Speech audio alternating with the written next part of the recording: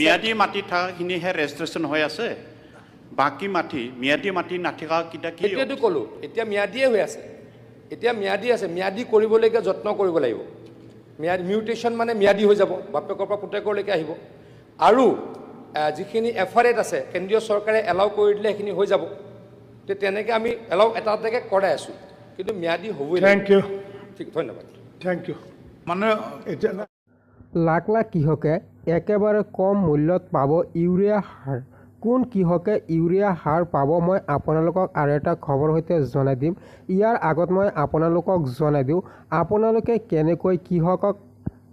কৃষক পঞ্জীয়ন কৰিব কেনেকৈ আবেদন কৰিব মই আপোনালোকক জনাই দিওঁ আপোনালোকৰ দেউতাকৰ মাটি নিজৰ নামত লিখিব লাগিব নিজৰ নামত মাটি অহাৰ পিছত তেতিয়া আপোনালোকে PM কিষাণৰ আবেদন কৰিব পাৰিব লগতে ফাৰ্মাৰ ID ৰেজিষ্ট্ৰেশ্যন কৰিব পাৰিব